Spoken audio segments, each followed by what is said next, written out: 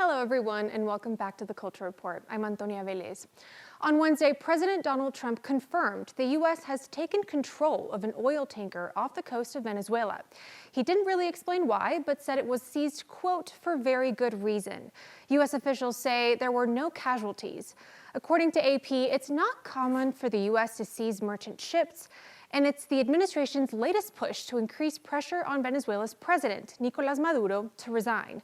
Now, Maduro has been charged with narco-terrorism in the U.S. This continues rising tensions between the U.S. and Venezuela. Since September, the U.S. has struck more than 23 boats in the Caribbean, killing more than 80 people. The White House says this is an effort to decrease the influx of drugs into the country. And the Trump administration's seizure of this Venezuelan tanker came amid other big news for the country.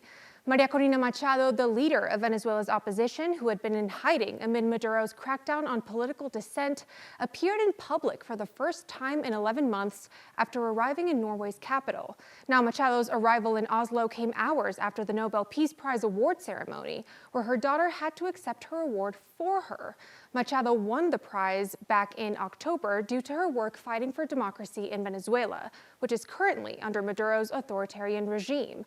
But she missed the ceremony. Organizers said her journey involved extreme danger. Before this week, the last time she was seen in public was in January, after Maduro was sworn in for a third term, despite evidence of electoral fraud. Now, Machado herself was supposed to challenge Maduro in last year's elections, but the government banned her from running. In addition to being persecuted by Maduro's government, a travel ban had previously been imposed on her, and Maduro said she'd be considered a fugitive if she left. Today, Machado told reporters she plans to return to Venezuela whether Maduro is ousted or not. And she added that his government is at its weakest due to Trump's, quote, decisive actions. At a news conference from Oslo, she delivered a speech that underscored her optimism of a better future for her country. And I assure you that I am very hopeful Venezuela will be free, and we will turn a country into a beacon of hope, an opportunity of democracy. And we will welcome not only the Venezuelans that have been forced to flee, but citizens from all over the world that will find a refuge, as Venezuela used to be decades ago. For years, Venezuela has been flagged by scholars and organizations for numerous human rights violations and political repression. Now, moving on to some U.S. news, the number of immigrants who live in the United States is declining after increasing consistently and rapidly for more than 50 years. This is according to Pew Research. Pew data shows that in 1970, around 9.6 million immigrants lived in the U.S., making up a little less than 5% of the population. That number grew year over year, and by January 2025, it reached its peak at 53.3 million, or close to 16% of the U.S. population. But in just 6 months, that total was cut by more than 1 million. Pew says that's likely because of deportations, voluntary departures, and fewer arrivals. According to their data, most immigrants in the U.S. are here legally.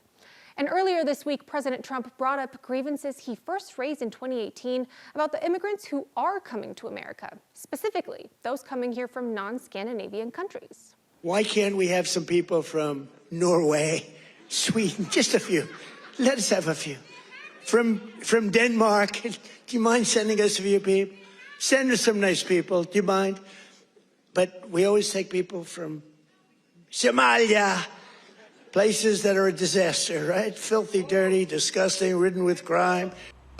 Wow, all right. In other U.S. news, the Environmental Protection Agency, or EPA, has taken down some information on its website that links climate change to humans.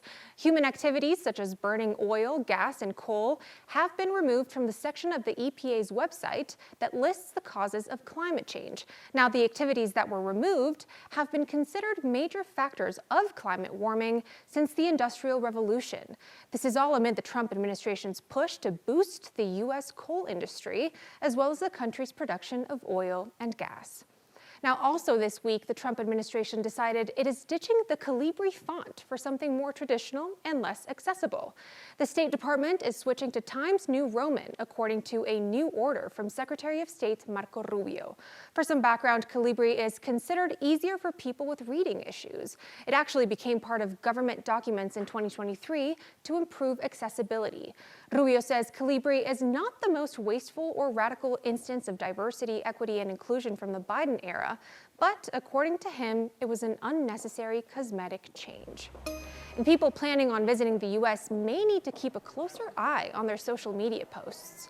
The Trump administration has laid out a new proposal calling for travelers to provide their social media history for the last 5 years. As of now, providing social media data to the Electronic System for Travel Authorization is considered optional, but this proposal would make it mandatory. This issue is open for public comment through February 9th. And in the world's first ban of its kind, Australia is forcing kids under 16 off of social media, or at least off the most popular sites. Get ready for the list. As of this week, kids there are banned from using Facebook, Instagram, Kik, Reddit, Snapchat, Threads, TikTok, X, YouTube, and Twitch. The platforms could face multi-million-dollar fines if they don't take steps to remove kids' accounts. This includes using AI face detectors to verify a user's age or asking people for documents to prove their identity. The Australian government says it is acting in kids' best interest and trying to protect them from harmful content and cyberbullying. But some Australian kids say this blanket ban hurts free speech and won't actually make the internet safer. Even if all these kids got banned from these platforms and there was no way they could get on it, they're just going to move to a different platform and it's going to be worse. When kids jump to these less regulated social media platforms, that's when they're shown more things, or they're more vulnerable to online bullying or predators. We spoke to Lynn Schofield-Clark, a media professor from the University of Denver, who says apps that are not included in the ban can be regular spots for cyberbullying. These include Tumblr, Roblox, and Discord. Now, Denmark and Malaysia say they're planning on following Australia's lead to protect young people. But when it comes to the U.S., Schofield-Clark told us it's not likely we'll see a ban like this anytime soon. I don't think such a ban is going to be possible in the U.S., but I do think it's important for us to think about the fact that Australia is engaged in a social experiment. They're now seeing if it's possible to change the trajectory of young people's lives if they limit the access to social media. We're also engaged in a social media experiment. We've just decided to put the rights of the platform at the center so that we've given platforms like TikTok and YouTube and Instagram unfettered access to young people. And the problem with that is that we know that the results of that are not very good. Since this is the first time a ban like this is enacted, she says it'll be interesting for all countries to see how it pans out. And in the meantime, some kids are planning to put this ban to the test, actually by challenging its constitutionality in Australia's highest court. Something we love to do on the Culture Report is shout out the people in our community who are doing incredible work for Coloradans and beyond. Our first shout out goes to some hardworking researchers at CU Boulder for proving that sometimes when you shoot for the moon, you actually reach the moon. NASA selected instruments built by the CU researchers to be part of the Artemis 4 lunar landing mission that launches in 2028. The CU Boulder lab will get nearly $25 million for the development of its Duster project. The team is building 2 instruments to better understand dust and plasma around the moon's south pole, where Artemis astronauts will eventually land. Lunar dust may look harmless, but it can damage equipment and spacesuits, block solar panels, and even harm astronauts if they inhale it. NASA says the astronauts on the Artemis 4 mission carrying CU's tools will live and work in humanity's first lunar space station. How cool! Zhu Wang, a research scientist who's been leading CU's project, said that something like Duster is crucial to prepare for a long-term stay on the moon and support missions to come. We recognize dust and the charging environment is an important thing to study for future to safeguard future exploration. At least we started with dust and the charging particle environment, but in the future, down the road, I think also space radiation, those are also needs to be understood. So that can help safeguard the long-term stay on the moon. To two kindergarten teachers in Wellington who are embracing internet culture in their classrooms. At Stone Elementary School, Mandy Coy and Caitlin Chermy decided to embrace the viral slang term and meme 6-7 to boost their lesson plans. Instead of trying to constantly redirect students, the teachers created counting activities using 6 and 7. They also used the numbers for a craft project. The pair even turned the trend into their Halloween costume this year. After hearing 6-7 so many times, they dressed the part. They also went all out on the 67th day of the year. And joining us today for our first in-studio shout-out ever are Shelby Mattingly and Maribel Silva from the Women's Bean Project. Thank you so much for joining us today. Thank you for having us. Of course, absolutely. So Shelby, you're the CEO. Tell us a little bit about what this project is. Yes, so Women's Bean Project is a nonprofit social enterprise. We hire women who face chronic barriers to employment. That can include poverty, domestic violence, incarceration, or addiction recovery. And they work in our program, in our transitional employment program, making and packaging all of the items that we sell. And then we offer comprehensive wraparound supports to help get them on their feet and get a job outside of our organization. That's so amazing. Well, you brought some products here today. Can you tell us a little bit about what these are? Yeah, we did. We have a bunch of products for the holidays. So we started with 10 bean soup. So we had to bring that. That was the original product that the organization sold and where we get our name. But we also have baking mixes, snacks, and candies, all sorts of great gifts for the holidays, like our mulling spices. And so we brought a variety of things. We have lots of things that come in bundles, ready to gift right away. That is so amazing. And Maribel, you're actually a participant in the project. Tell us a little bit about how you got started and what the impact has been in your life. Yeah, so I originally heard about the Women's Bean Project when I was in and out of incarceration. And I had just heard that it was an amazing program that offered a second chance and stability, and that's what I needed at that point in my life. So as soon as I got out of prison, I applied at the Women's Bean Project and got the job.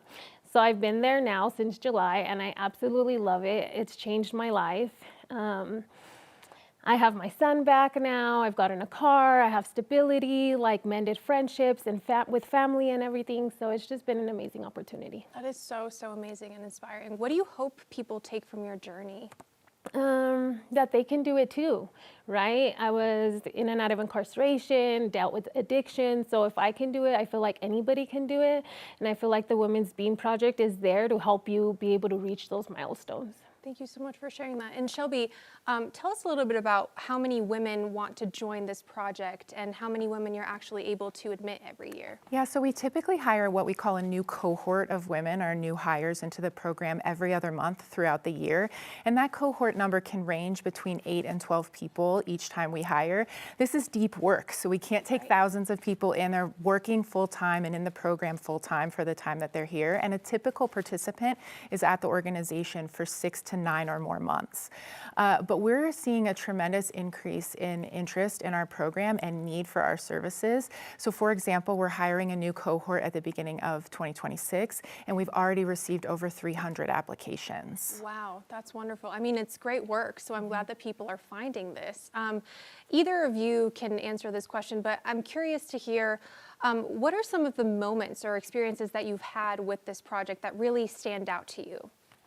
Yeah, so I think for one, like we celebrate each other's wins every single week, right? The little ones and the big ones, and just being able to see how like every woman grow in that program, right? And like what we go in there and like what we leave being. And I just think it's an amazing thing.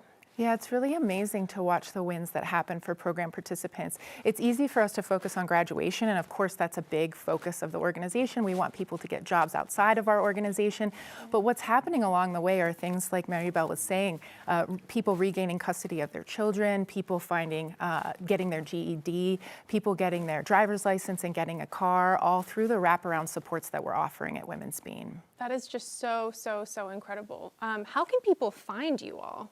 There are a lot of ways to find us, right? Okay. Especially right now during the holidays. So we have a retail store on site at our building at Alameda and Pecos, right off of I-25. We're open there 8 to 4:30 Monday through Friday. And we also do tours at the building, so people can come, they can learn about what they do, tour the building, and learn about volunteer opportunities. Right now, we also have a pop-up store at the Cherry Creek Holiday Market, where we'll be until December 24th, Christmas Eve, selling products.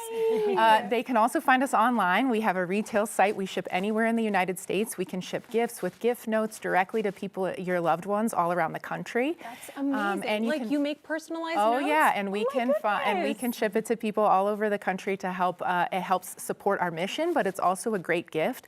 What I like to say is we focus on really high quality, tasty products, and they also have a tremendous impact. But even if you weren't focused on the impact, the products themselves are great and lovely gifts. That's great. Well, Shelby and Maribel, thank you so much for joining us today. We really, really appreciate it. Thank Yeah, you. Thank you for having us. Of course. And if you know a person or organization that you think deserve a 9 shout out, send us a text at 303-871-1491. And don't be surprised when we reach back out to ask you more about your special people. And if you want to see more Culture Report or any of our 9 News content, you can find us on the 9 News Plus app or 9news.com.